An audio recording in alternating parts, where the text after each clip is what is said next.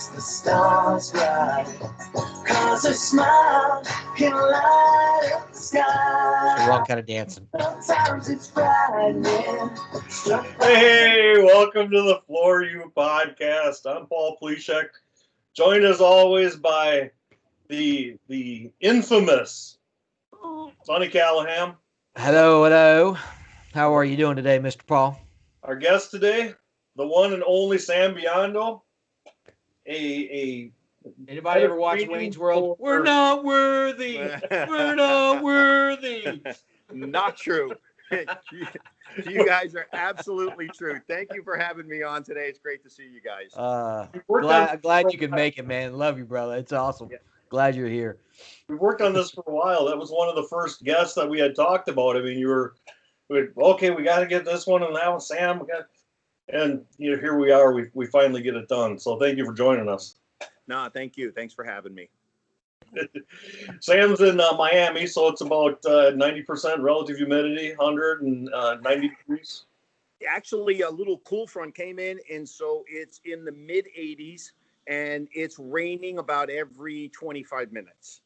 Yeah, I'm in Wisconsin. We had a cool front come through, too. It was 53 yesterday. No, that's an Arctic blast. I was in Minneapolis last week, and they were preparing for their first freeze in Minneapolis. Yeah, That's crazy. It's not that time of year. We're ready for freezing. Right. It's a little early. I mean, it's a little early for us. In Florida, it's really subtle. The way you know that if it's fall is on its way is when you walk out of the house, if your glasses don't fog up.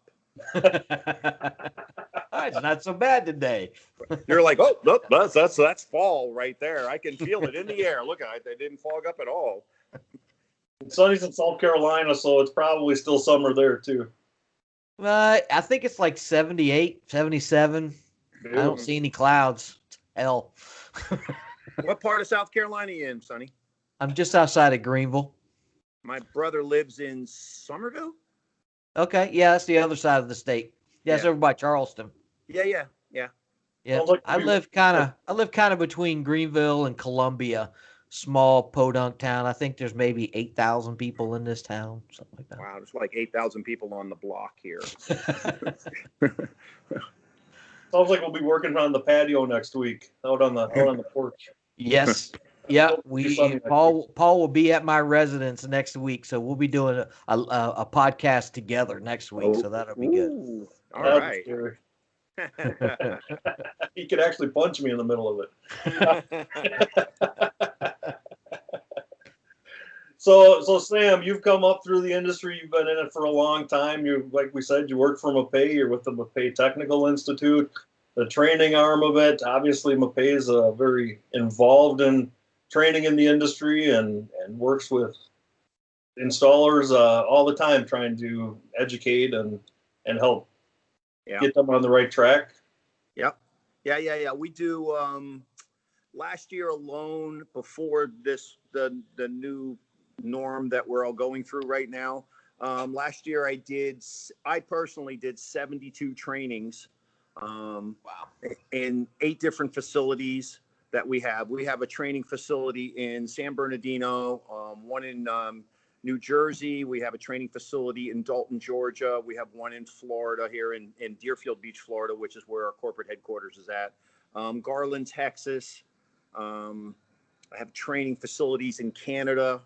And so sometimes the local technical reps will do the classes, but sometimes I go out there and do the classes. So I enjoy getting out. The one thing, by me traveling around the whole country and giving those classes, it gives me a broader perspective. I'm not just kind of stuck on how we're doing it here in Florida, because it really isn't fair. I mean, some of the things that we deal with in Florida, I'm not dealing with anywhere else conditions, right? That's just Florida. I am dealing with moisture where to the point that it's like my comfort zone, because we live it every single day, vapor emissions coming through concrete slabs. So there's just a lot, it's just different to get out there and to see how other people are doing it. And again, people always ask, well, is that wrong? And I'm like, did it come up? And they're like, no, it's the way we've been doing it for years and it's staying down. I'm like, no, it's not wrong, man, if it's not coming up. I felt that way doing inspection classes too, and teaching inspection classes. it was educational to go to those other regions and see Yeah. what the challenges are and see what they're dealing with on a daily basis. Yeah. It's very important. And we're a nationwide company. We're not, just a regional company. So I need to take a broader, bigger overview and picture. And it helps me kind of generalize the classes so it fits for everybody. Sometimes people want to get on airplanes, prior to all this, get on an airplane and fly out to, fly from New York to California and turn it into a vacation and a training. Yeah. It needed to be, they needed to be relatable to that person from the East Coast when they were coming to the West Coast for a class. You couldn't just have a West Coast class. You had to just you had to kind of find the sweet spot in the middle. So that's kind of what we did. Absolutely. So how did you go ahead, Sonny? I was just going to say, how long have you been with Mapei? This is my 17th year. 17th year. Yeah, it was purely by accident that I stumbled upon this job. God smiled on me on that day, and I was struggling with my knees. I've had 4 knee surgeries on my right knee and 3 on my left knee. And my doctor looked at me and went, "You have the knees of a 60-year-old man. You're 40. You got to find something else to do." And I'm like, "This is what I do." And they're like, "You have to find. You don't understand. You can't do this anymore." And I'm like, "I'm kind of good at this. This is what I do." and like I went home, and then like the reality was started sinking in. I'm like, I got to start all over again. I got kids and a mortgage payment. And fortunately for me, my wife is very successful, but it was just like, I got to start all over again. What am I going to do? And my sister worked for a law firm that was handling a case for Mapei, and she went, "You should check these guys out." And quite honestly, I didn't even know what they made. And I went and applied for a job, and I got an interview. I came over here and I got the interview, and I didn't get the job. And I was furious. I was like, no, that's my job. I absolutely belong there, and called them every week for 6 weeks until they went, "Okay, get in here. We just let someone go. Get in here." I think Mike Michelizzi, who is now the director of technical services for custom building products, he was my manager here, and he went, "Get in here so I can fire you." That's basically what he said. And never looked back. It's been a really cool ride, and it's been very interesting. And yeah, I was telling Paul, I think the first Mapei Institute I went to was in like 97. So it was Chuck Urtiaga. That's who I went to. Wow. Yeah, and then I went to one of yours in the early 2000s, so it had to be between 2003 2005 because that was the company it was probably like working. one of my first ones, like 05, because I started in 03, and I wasn't hired as the trainer. I was hired as a tech rep, a field tech rep. So I went and looked at people's complaints, and then I just kind of, as you can tell, if both of you guys know me already, it's hard for me to be quiet in that type of setting. And No. So I can see your fan base is already watching you right now. They're like, "Yeah, we know." Somebody got sick. The way it was going to work was like Chuck did one section of the MTI, and then another guy did another section. And so the section was carpet glues, and the guy that was going to do it got sick and couldn't do it. And they came to me and they went, "Do you know anything about carpet glue?" And I went, "Yeah." And they went, "Well, here's a script, and you got to talk for a half hour." And I went, "I don't need a script." And they're like, "No, here's what you have to say." And so I looked at this guy's notes on the script. I was like, "Oh my goodness, how does anybody sit through this?" Right. So I just did what I like to refer to as a Sam. I just went, "Okay." And just like took the script, walked up, got behind the microphone. Once I had the microphone, took the script, threw it on the ground. You never let go. Right. You come and get the mic out of my hand. And wound up talking for an hour and a half about glue. Like, people were like, you made it sound interesting. I go, it is kind of interesting. It's sticking the stuff, doesn't stick the stuff. Why does that happen? What causes it? All these different things can happen. And just took off from there. And I just morphed into this guy. Now that you say that, it was 2005 because it was with Chuck's brother. What was his? You Oh, know who I'm talking about. It's got a funny name. oh, He brought Marazzi. Candido, right? Candido. Yeah, Candido Urtiaga. Yeah. yeah, How can I forget Candido yeah, Urtiaga? And it was him and Robert, who was the agent for South America. yeah, yeah, They yeah, had yeah. that Genesis, that company Genesis transition pieces. That's Yeah. why I went to your thing. It's all coming back now. Look It's at taking a that! minute, but It's all coming back now. yeah. Well, that was 2005. That's 15 years ago. So Yeah, uh, it's been quite a ride, man.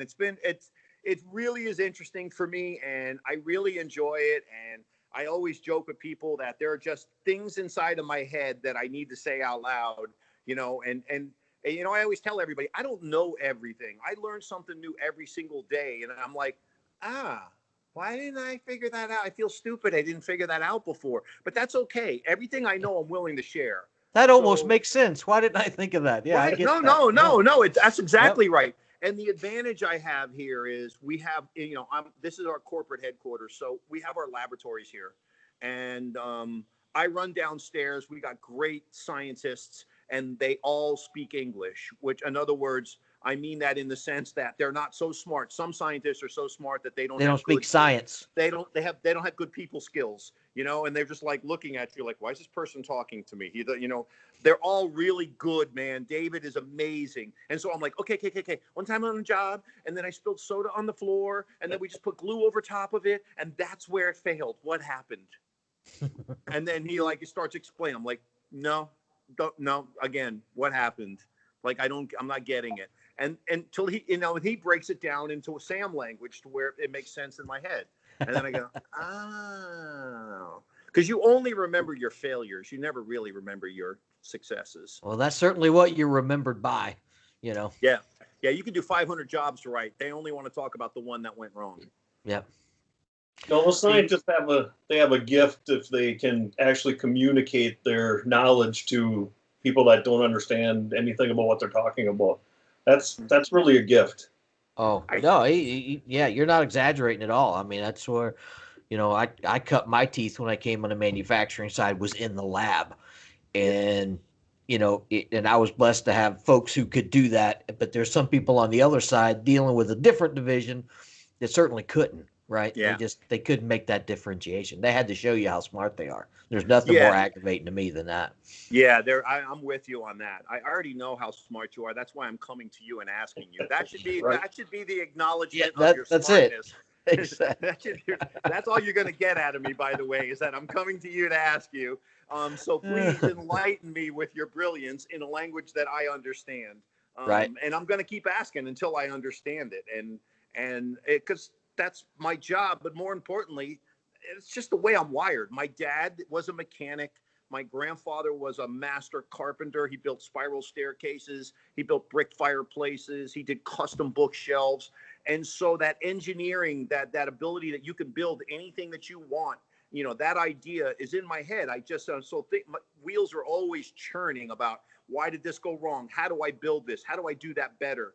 I always joke, I watch Gold Rush and I'm constantly screaming, going, no, Todd, weld the piece to the sluice box so it stops shaking and get this thing up.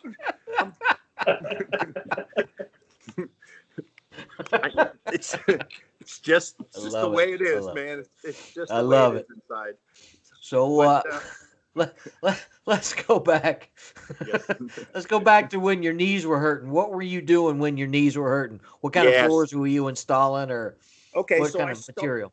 We'll start from the beginning. I started off in the union in South Florida, which wasn't a big, strong union, but there was one back in the 80s, early 80s, and it was the Allied Flooring Division. And I went to union school, and the Allied Flooring Division was also part of the Carpenters Union. So I had to go to union school on Tuesday, and on Thursday I had to go to carpenter school.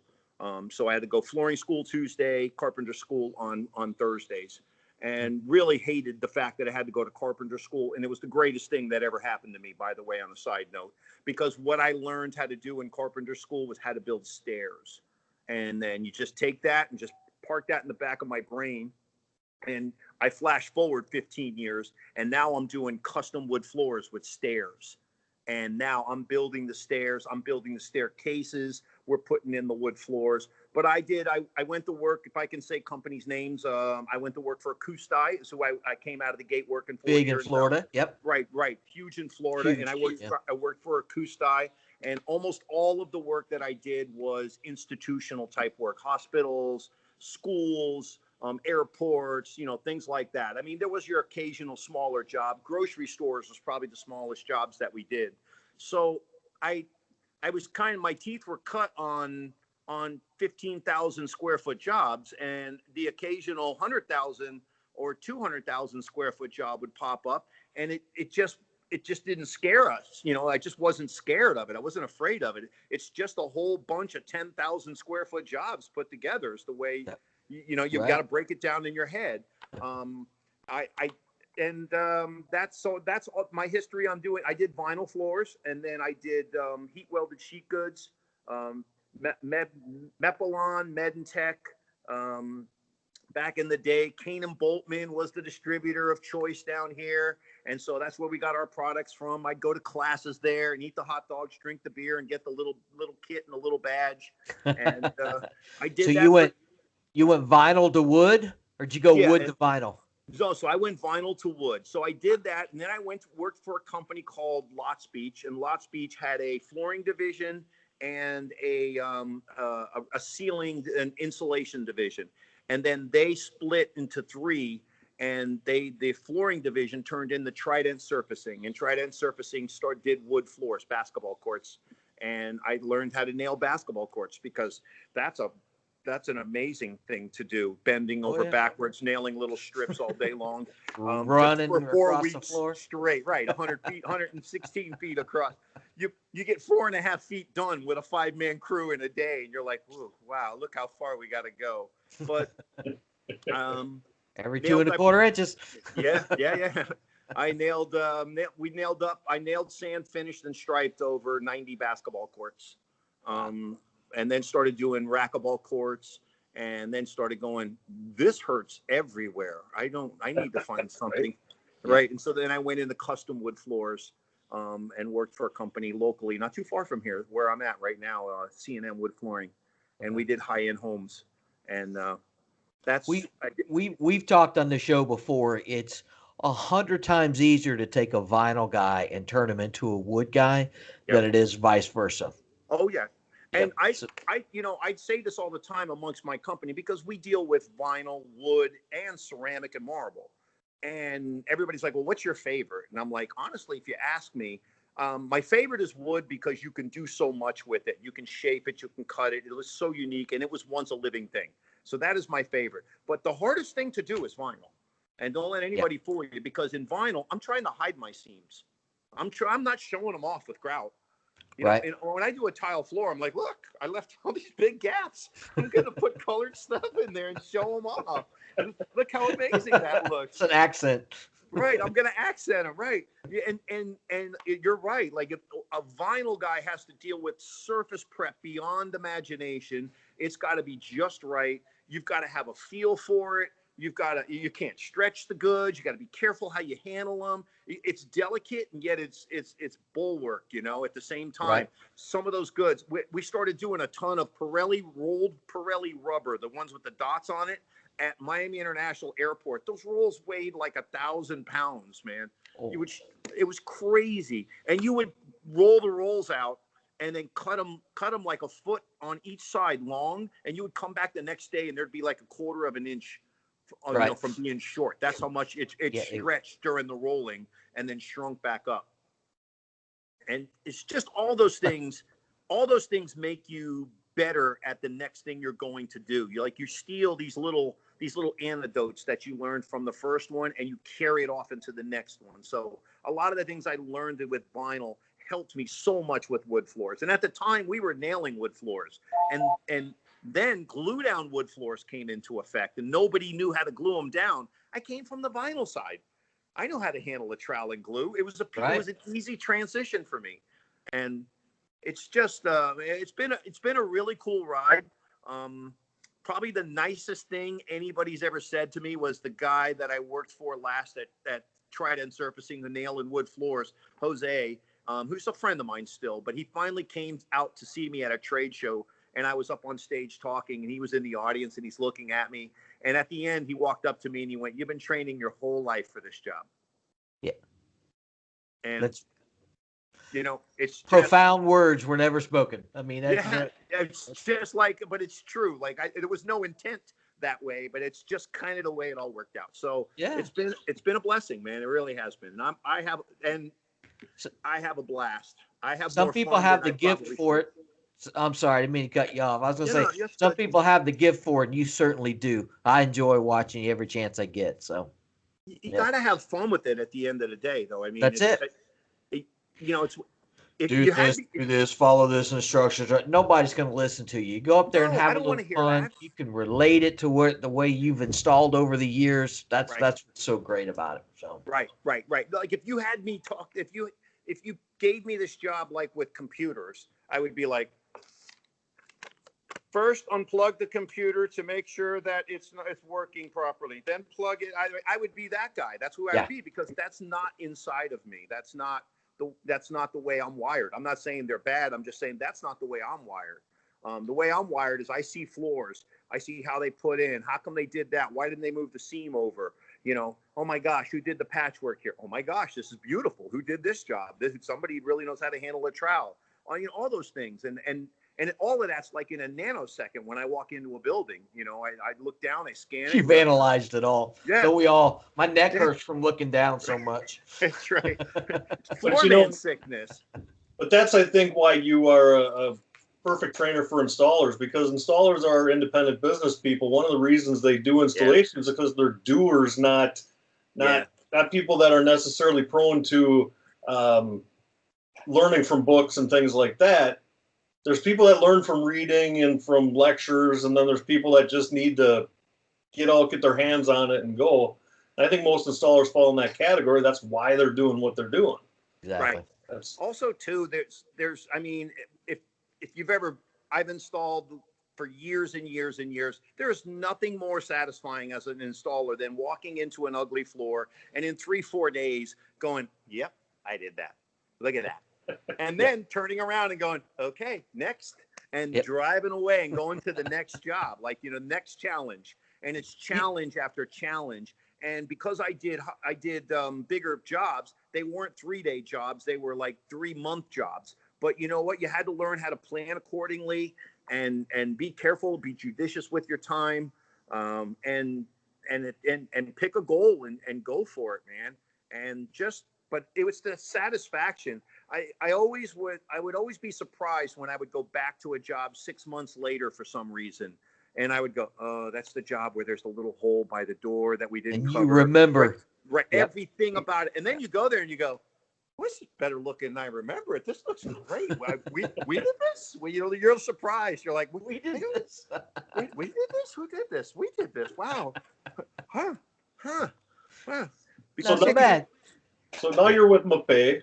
You're working with the Mapei Technical Institute, or you are the Mapei Technical Institute, or? So I kind of wrestled that job. Like once I did a couple of trainings, I was like, "Okay, wait. You're going to pay me to do this?" Yeah, I'm taking this over. I'm taking this over. Like I just don't. You left the door open, and there were so many people that didn't want to do them. And it's not that they don't know. They're not comfortable talking in front of people. They don't embrace it. And not everybody's comfortable. My wife is, she works for a large corporation. She has lots of employees. One-on-one, she's amazing. If you put her in front of 5,000 people, she would probably just lock right up and wouldn't be able to do it. And it's not that she doesn't have the knowledge. She has more knowledge than anybody in the room, but it's just not her DNA. You put me in front of 5,000 people and I'm like, heck yeah. Let's see going, where we can take this. Yeah. Like I feed off of that. I feel that energy. I feel that energy coming in, and it just opens it up, and just, man, it just gives you an avenue. For me, it's therapy. So and I don't have to pay for it. I get paid for it. But it's I took over the Mapei Technical Institute. There's other guys, there's other trainers that I don't have them. We have them all over the country. They're usually our technical reps. So the way we're set up at Mapei is we have field technical reps. We don't like our sales guys being the field technical rep. I want my sales guy to be a sales guy, and I want a tech rep to go out and handle technical issues, which can be a problem, or it can be a, hey, we got this weird job. Before we go ahead and purchase some product, maybe you want to come on out with the sales guy, take a look at it, and help us and walk us through this. What should we be getting, and what should we be doing? So it's on both ends of the spectrum, and you work parallel with sales. I always say that we're their technical conscience.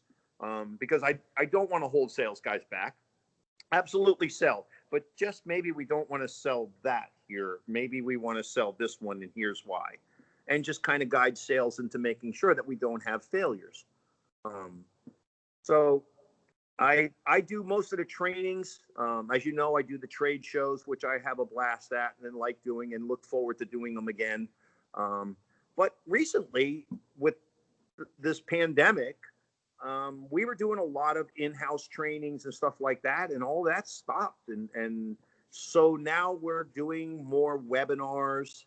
We're recording videos and putting them online. You said you're in your new studio there. Yes.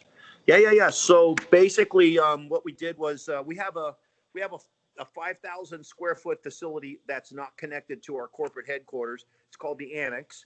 And at the Annex, we do some real world testing here.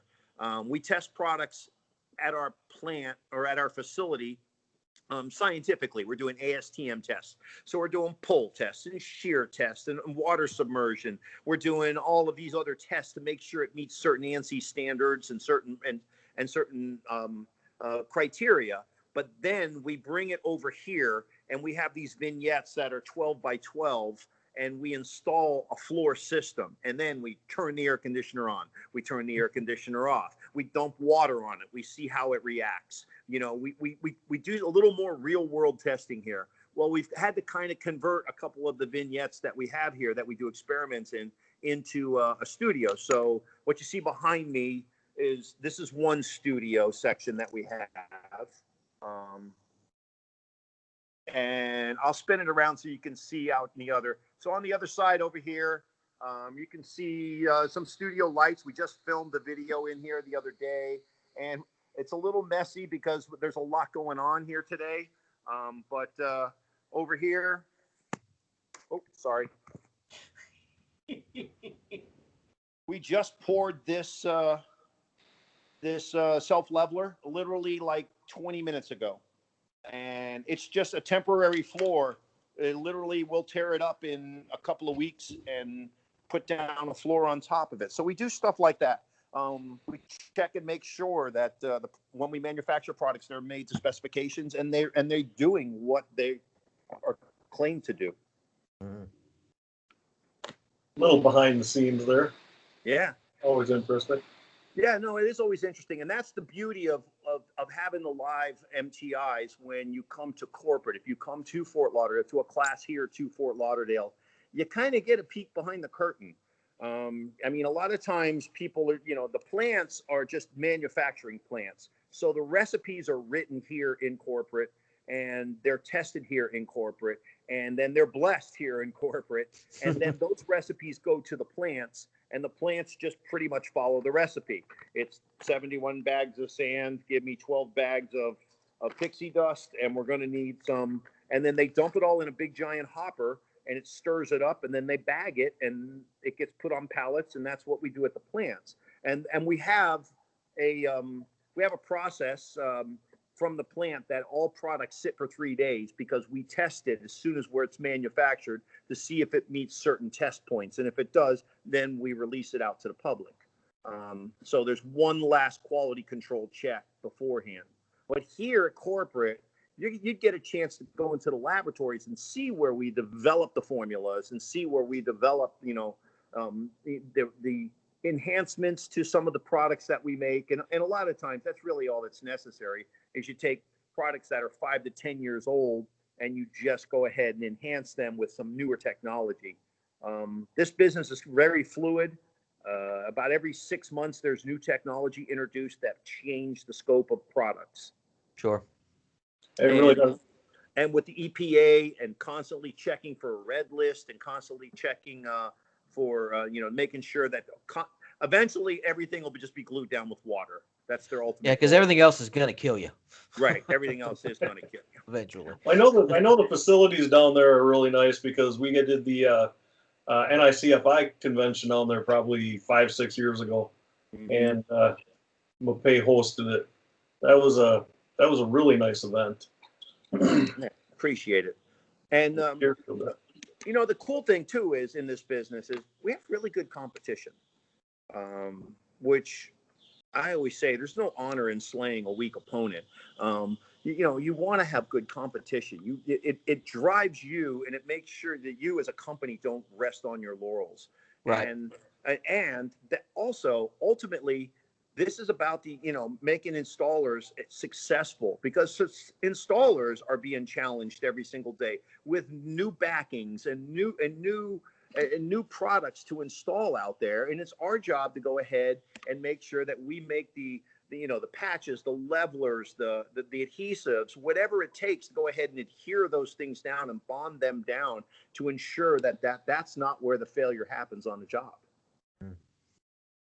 No, that's great. That was one of the things, getting to know Sonny and getting to know a lot of the people he worked with, even that I was really always impressed with. You talk about your competitors, but really when you go to these events, these guys all get along with each other for the most part and interact and cooperate where they can with each other. It's something that always impressed me, not coming from that side of the industry, that you'd think they might be mortal enemies, but not really. No, but not really. There's a couple of people who don't want to play nice, but for the most part, 98% of us, we're all doing the same thing, and we have no one else in the world to talk to but someone who does the same thing somewhere else. And it's like, can you believe I had this, or what about that? It's a place to vent, so we love it. No, it's true. It's true. I guess I can say this. So I sat at an event. And we're not going to edit it, just so you know. If he had to think about saying it, this is good. The technical director for Ardex wound up sitting next to me, right? And there was a guy speaking, and this guy speaking was just saying all kinds of wrong things that were impacting him. And finally, we looked at each other and went, "You can say something, because I'm about ready to stand up and say something." He's like, "All right, you go first, and then I'll go first." And it was instantaneously. We just bonded at that moment right there.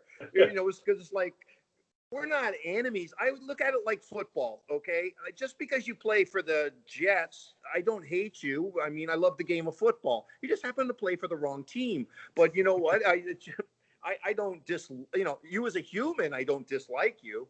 No, everybody in the business, and Sonny, you said it right. It's nice to find someone else that you can actually share, what you go through. Right. I get people telling me all the time, or sales guys telling me, "Oh man, so-and-so does a much better job training." And for years, I won't mention their name, but that's what I heard. And then I was in a golf tournament and played golf with the guy that does the training for that company. And the first words out of his mouth was, "I'm sick and tired of hearing how you do the best job training." When I just started laughing. Same exact thing. Exactly. Right. So it's the same. Yeah. We all go through the same thing. And you know what? There's no, what's the reason behind being snarky with somebody? I mean, I'm not a snarky person to start with, but if I don't like you, I just won't talk to you. I'll ghost you. I'm just not in for drama. And I said this before, but one of my, I won't say first, but early on in my career with FCICA, I watched a presentation on rubber floors that was presented by Ropey, Tarkett, and Nora. All three of them up on the stage. Wow. And that really was like, oh, if these three guys can do it, anybody can do it. Anybody can do it. Because it was when Kevin was still there, so there's that going on. Wow. And Don Steika and Brent Fike. So it was great to watch, but it was like, well, if these three can do it, anybody can do it. Is really what I thought. Yeah, no, but it is true. It is true.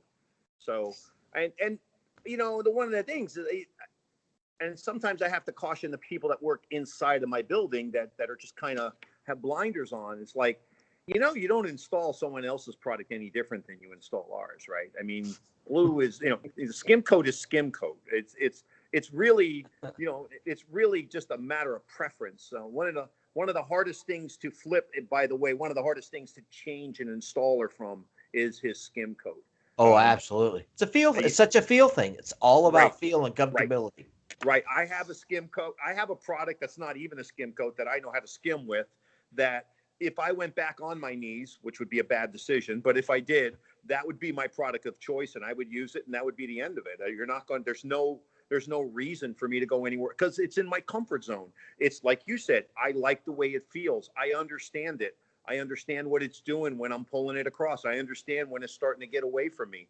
And you can't train that. It's just, you have to just kind of work with it and learn it. And everybody has a different feel, a different way that they do it. And we talked about that a little bit on the warm up before we got on, before we started recording, about how comfort zone and guys and gals will do things just because it's comfortable to them. May not be on the data sheet, may not be on the bucket, may not be in any kind of standard out there, but it's the way they've always done it. Right. And that's the challenge that we have as trainers, not as the seller of the bucket of glue or the bag of patch or bucket of glue for you. It's to make sure they do it right. You know, and what I try to tell people is you're a business owner first, because 90% of them are working on their own. They're not an employee. Most of them are subcontractors. So if they do something on their own that varies from the installation instructions, you just bought the warranty. You're carrying the warranty. Why would you want that added burden? So I always used to joke that on 100 square foot job, I'll try pretty much anything to get it done. You know, I mean, I'm not that concerned. You give me 1,000 square foot job, or you give me a 10,000 square foot job, I am reading the instructions. Like, we need to get a pencil, a number 3 pencil. I don't know where we get a number 3 pencil at, but that's what we got to use. This is what it's calling for, right? Right. That's what it's calling for. I'm by the book, because I've had jobs fail, and I literally have probably 95% of all jobs that I've been part of that have had some sort of failure on them. I knew why. I knew exactly what I did. But you know what? There was about 5% where I was like, I got nothing. Yeah, I have no idea. I literally have no. I am looking you dead in the eye and telling you there's nothing I did that should have caused this job to fail like this. I had a job. This is back in the Hardco Pattern Plus days. I had a job where we were putting down glue down Hardco Pattern Plus, and their version of a moisture-proof barrier was you would buy third grades sheet goods and turn them upside down and glue that down to the floor first. And then you would glue the wood floor on top of that. And I did this, rest his soul, at Don Shula's restaurant. Now, I live in Florida. There's God, Jesus, and Don Shula. And that order might be a little, like, I mean, literally, that is, he is the... He is the icon, right? You know, I mean, he is just the icon. And I get this hysterical phone call on a Saturday. You better get in here. Your floor is all buckled up and coming up. And I look and I'm like, holy cow. It looked like a Volkswagen Beetle was trapped underneath the floor.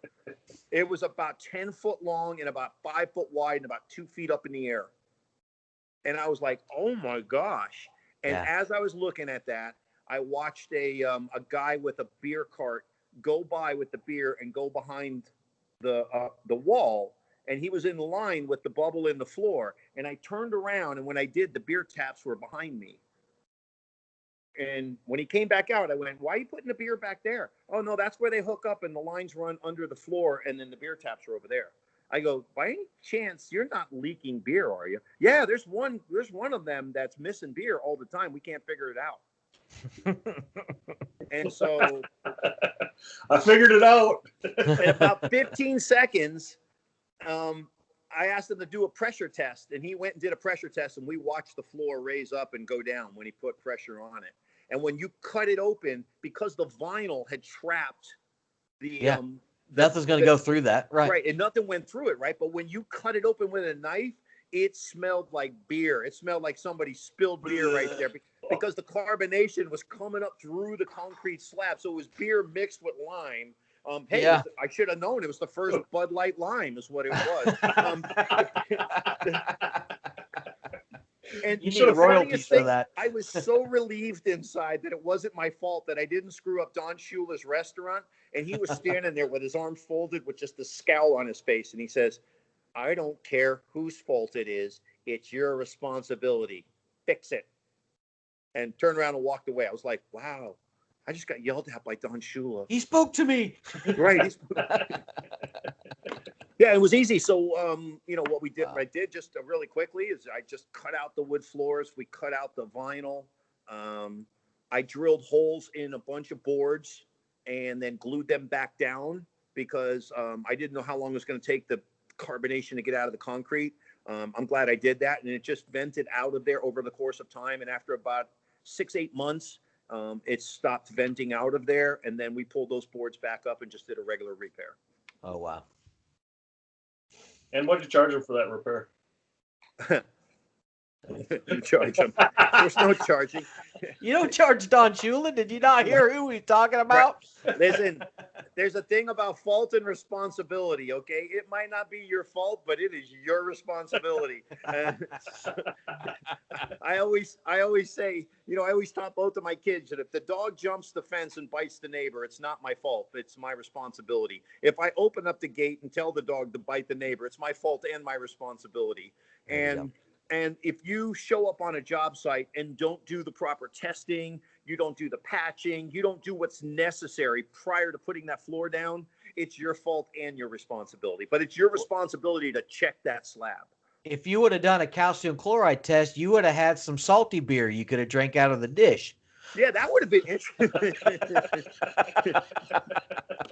I don't know what's in this Petri dish, but it is absolutely delicious. I'm going to keep measuring them.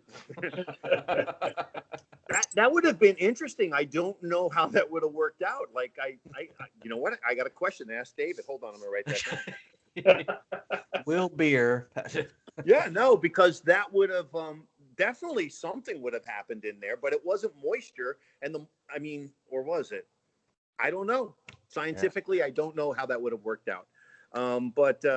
There was no, and on this job, it was a rush job. We literally had 4 days to do it, and it was multiple levels, and it was, it was not a fun job, but hey, live and learn. And, that's one of those lessons. Wasn't my fault. It was nothing of mine that I did wrong, but, it was something I had to address, and now I know. Well, you mentioned the sheet of vinyl underneath hardwood. That was the go-to for Hardco and some other manufacturers back in the day, late 80s, maybe into the early 90s. Guys are still doing that because that's what they did back then. And and they're not realizing the vinyl's still now you're just doing a vinyl install that's going to have to react with that moisture. And you got wood on top of it. So, it's one of those things. Just because you did it that way before doesn't mean that's the way you should be doing it now. Right. I mean, that's so true. And just in this day and age, like I said, about every 6 months, we're being challenged as a manufacturer to constantly come up with new products. We look at the old products we have. Are there any chemicals in there that we can remove or should remove and replace with more chemicals that are current that do the same thing, that might cost twice as much, but do the same thing that chemical or that product does. And it's crazy, but you can't keep doing things. This is the one thing in our business. We need to constantly be taking these refresher classes. This is why it's good if you're a fan of a product line or you're a fan of a manufacturer, at least go to a class once a year. Just go and just go. Hey, the networking is amazing. You meet people and you see old friends but the other side of it is you hear, oh my gosh, they have that now? Huh, where have I been? And and you're constantly upgrading and updating. Yeah. And you'll have numbers that you can call when there's a problem. You just pick up your phone, right? And you're not stuck in the 1-800 numbers. You've got an actual contact. And what you're doing is now you go to those classes, you're making friends with the people from that company, that class. Now you got someone, like you said, a direct line to call. Hey, Sam, what's going on? This is what's happening, man. What's happening here? You know, tell me, how do I fix this? Or what do you suggest that we do? Or, you know, it's relationships. People buy from people. And if you can build that relationship, and being as a, you know, again, we're manufacturers of adhesives and you do other things, but there's a little bit of a disconnect because there's a couple of people who touch it before the end user uses our product. So if we can circle back around and build that relationship and then drive back through our customers, that's as good as it gets. I mean, that helps everyone involved in that supply chain, you know, because the installation goes better. We all benefit. So. Yep. Paul, you've been quiet today. Are you hungover or something? You all right? I told you guys I had a 2-hour conversation with web designer people. Just drain the life out of you.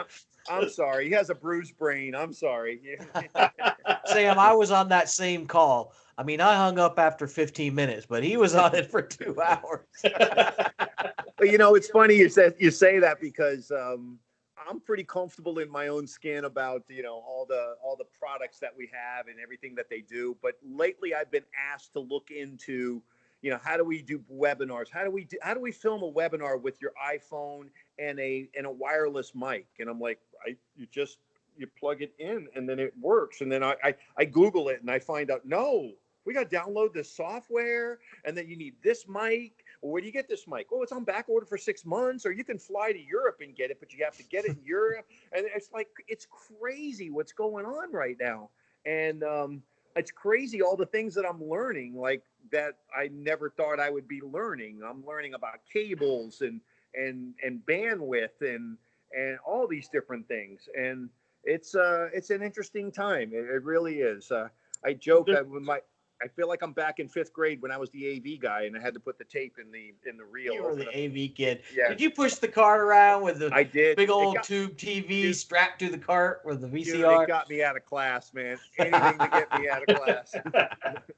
But you know, there's another aspect to it here. We do these podcasts, and there's guests that you really have to kind of prod to get answers out of, and you've got to be, you know, really kind of try to lead them along.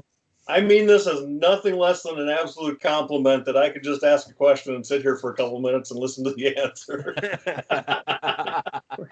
Well, one of the things when I first started doing these, I'll be honest with you, I am more comfortable in front of people. I can read their faces. I'm having conversations with them and things like that. And I had to kind of learn how to do this. This was not a natural to me. I had to learn how to do this. Now, the fact that I can see you two guys' faces makes it a heck of a lot easier to talk to you. Yeah. But like when I do a webinar, I'm talking to my PowerPoint is what I'm talking to. Straight to the screen. Right. And those are tough, man. And I asked work, I said, can we get like cardboard cutouts and we just stack them up and then I'll just like pick one and talk to it, and or just people just stand in front of me and let me do the webinar in front of you. I had to learn how to do those where, you know, with the same enthusiasm, with, you know, like, because I'm not feeling anybody's energy. I'm not seeing anybody's face. Is that right? Am I on the right track? Or are these a little more cerebral? Are these people? Did they understand what I just said? Right. Are they still awake? Right. Yeah, are they awake? So, you know, just on a side note, one of the things I have a philosophy that there are 2 reasons why people will watch a presentation. One of them is they're horrified to stand up in front of other people and talk. And so they're so glad you're doing it. It's just a relief. They'll just sit there and watch. They're like, oh my, I can't believe it's amazing. Look how amazing they are that they're doing that. And inside what they're really saying is, thank God they don't ask you to do that. That would thank be God it's not me. Right. And then the other side is the same reason that people watch NASCAR. It's because they want to see a horrible accident with fire and guts and sparks. Wait for the train wreck. Right. And your job as a presenter is to go, and there's not going to be any wrecking here, but there will be some rubbing. I just want you to know that. And, well, as a presenter, you also stand up there, and when somebody is when you're in the audience and somebody is struggling, it really feels good to know you're not the only one that's gotten in front of a group of people and not had the connection. And you know, presenters are like want to get up and help them. Yeah. I'm like, bro, just take a breath for a minute here. I'll just fill in. Put my arm around you. Right. Give me a hug. Come on. Yeah, Hug it but out. on the flip note of that, Sam, as a presenter, a full-time presenter, and I'm the same way. We can't be on every single time. It's not No. 100% game. There's gonna be some you're gonna be like, "Wow, did I really just say Yeah. that up there?" Yeah. I did. You know, I'll peel the onion back and let you know. But I go through the night before a trade show. I'm like, I don't know the names of any of our products. Oh my gosh, what just happened? Like my brain goes Just numb, blank. and I'm like, right, and I'm like at 4 o'clock in the morning. I am sitting in the room looking in our book, going, what is it again? How do we? Is that what it's called? It's crazy, but you just kind of go through. I go through that, and then the second they turn the microphone on, it's like, hey, all right, Just today it's we're just going to a talk complete about switch.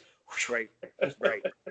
But there's always that panic the day before. There really is. So I don't know if I should share that with other people, but I just did. So there it is. I think It's out that's- there. You know, it's true. It's like anything else. You know, it's if you care about what your craft, you care about Yeah. what you do, you're gonna have Yeah. that. So I did a webinar a couple of weeks ago, and if it did not feel good. It felt choppy to me. There wasn't a flow. You know, the last thing I said didn't flow into the next thing I'm gonna say. Like, you know, that's when it's just going, man. When it's going along like that, you know, it's easy. It's easy to do. It did not feel good to me, and I got done with it. And everybody's like, "Wow, that was amazing," and I'm like, "Yeah, no, I wouldn't call that amazing, but Yeah. thank you." C- at best. Yeah, that's what it was. So We had Mark Violan on last week, so I guess you didn't listen to last week's. No, I'm just kidding. But we were talking about that. Is it, you know, because he does some live training where Yeah. he's actually interacting like what we're doing, or webinars. And I told him flat out, I won't do webinars anymore. I mean, I'll have 90 minutes worth of material and I'm done in 25 minutes. It just goes so much faster when you're doing that. And It I does. just never feel comfortable. I never feel like I gave a decent presentation. Right. I'd much rather stand in front of 1 million people and do it as opposed to sit in front of a computer with nobody in front of me. Yeah, can't see where I agree. I agree 100%. You can't see where they're grasping it and where they're not. You don't know when to slow down and expand, or to ask somebody if, you know, does that make sense, or see if they're bored that you need to move faster on this section to get to another section. It's tough. Right, because you need to read people's faces. Like now, as crowds get bigger, there's a certain crowd size where you don't see anybody's face. They're like those like stocking face people. There's just like it's so I haven't got big. to that point yet, Sam. That's Mapei. That's you. That's big time. I did that once. I walked out there and I was like, oh, wow, look at all of these people. But the cool thing was and they couldn't see it. It was the stage had built-in monitors built into the stage. They were like 52-inch flat screens, like every 6 feet, all the way across the base of the stage. So no matter where I went, it looked like I was looking up, but I'm looking at the monitor right there and seeing my PowerPoint, never once turning around at the screen behind me. And, Nice. you know, now once I locked in, then I'm just like leaning into it and going, as you can see right here in slide 6, it's really important to go ahead. And they're like, how is he doing that? And they could never see the monitors, but it was kind of scary. That is pretty neat. Yeah. You couldn't see anybody's face. You couldn't. The room was empty. They had or the room was just so full, you just couldn't pick that person out. Because I usually like to pick people out. I like to pick it in sections, and you know, I need to look over here, and then I need to make eye contact in this section, and then this section over here. And you want to make sure you're including everybody, and you want to scan the room when you say stuff to make sure everyone's getting it. And a big room like that, you just can't really do it. Yeah. Well, you get the feedback on sound in a room like that. You either get a bunch of yawns that you hear, or you get some laughter. Or some... Yeah. It was good. I felt it was good. There was, you talk about a lot of energy in the room. It was. I bet that would be neat. I would like that. Yeah. Yeah. I just I got off the stage and I was like, I don't think I'm asleep for a day or two. I'm still wound up. Get the adrenaline going. You're done. Yeah. But yeah, the trainings. It's difficult to do trainings right now. I did do a live training, which was exciting, a couple of weeks ago, and they had a big giant room, and everybody was like 10 feet apart, and we practiced social distancing. We wore masks, and I didn't wear a mask when I spoke, but I did have a mask on when I wasn't speaking, and it was just nice to get out and see people. It really was. Mhm. Yeah, I can't wait till we get back to being able to see everybody. So Yeah, and I think not do a virtual trade show. Yeah, I think once a vaccine comes into effect, I believe that's what as soon as that happens, then it's on you to go ahead and get the vaccine. If you don't, everyone's just afraid they're going to get sued. So if you invite a bunch of people to your facility and then someone has it and spreads it around to the whole room, you were the one who caused it by inviting everybody in there. But if once a vaccine's available, now did you get your shot? No, I didn't. Well, how was that my fault? There's a vaccine available. This is out there. So I think everything. 2021 definitely will be interesting. I see they moved all the trade shows back. Surfaces in the summertime. In Vegas. June in Vegas, right? Isn't it June for surfaces in Vegas? June in Vegas. I asked my boss, I said, are we going to be allowed to wear shorts? He's like, yeah. I know. I go, no, like on stage, like June in Vegas. I said, can we wear shorts? He's like, no. No, seriously, they'll be dress shorts. They'll be nice shorts. But I'll be staying at Mandalay Bay for this event. I usually don't stay on site, but I'm not going outside. I'll go the whole week without going outside. Yeah. You'll just be yeah. You want to go where? No. No. Walk outside, burst into flames. Do I have to walk outside to get there? Do the hotels connect it? Because the hotels all connect. There's that vodka bar that's all ice. I'll be in there. Yeah. Sitting. Yeah. We normally stay at the Vidara, by the way, which is really interesting. It's right by the Aria, but it has no casino.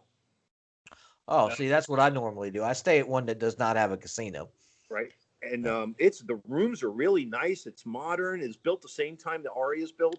Like when you go into the Aria and there's a circle, it's kind of in the back corner back there. Oh. And man, it's because I like in the morning, I don't wake up like I used to in the morning. I need to ease into the morning, and I need a cup of coffee to help me through that easing process. And I really don't want to hear Wheel of Fortune and dinging of the machines and all of that. Before that, right. Right. I need a cup of coffee. Don't talk to me, please. Just let me figure out what I'm going to do today and move forward from there. Yeah. Well, we sure appreciate having you on here today, Sam. I think we've reached our time limit. Okay. But we certainly enjoyed it. I know Paul was glad he didn't have to say much today. Yeah, it was perfect for me. I'm a little brain fried right now, but where can they reach you, Sam? If people want to get in touch with you, what do you got coming up for classes? Where can they reach you? So they can reach us at my website, or my email address is my last name Biondo at BIONDO at Mapei.com. NGO. That's how I learned how to spell my name right there. But probably the best way is you can contact corporate. You can go on Mapei, www.mapei.com, and then click on our new website. We have a brand new website, and they have the calendar of upcoming events on there. You can log your events as you go through them and take them. And the webinars are now listed on there, the upcoming MTIs. As of right now, all the MTIs are kind of on hold. Live MTIs are on hold. Right. I would like to try and squeeze one in at the end of the year if somebody would be willing to attend. So that would be something I'm interested in. If somebody is willing to attend, I promise we will practice social distancing and keep the classes small. But I just think we need to start getting back to. Right. That'd be good to have like a trade association or some kind of training partner. That'd be good to have something like that on there. Yeah. That'd be awesome. Well, as my children roll in and out the door here, and you hear beep, beep, beep in the background, and we're used to it. Thank you very much for joining us. Thank you. It was a real pleasure to be able to have a conversation, and it's one we've planned for a long time. So thanks for coming. Thanks, Sonny, as always. Yes, sir. Sonny, Paul, thank you so much. We appreciate you as a manufacturer. We appreciate what you guys do out there. And me personally, I appreciate you two guys. I look forward to it. And Sonny, the next time I see you in person, we'll have to have a cigar, and you got it, man. And we'll enjoy a cigar and share war stories. Sounds good to me, man. Sounds really good. All right, play us out, Paul. I see it shining, girl, you make me howl at the moon.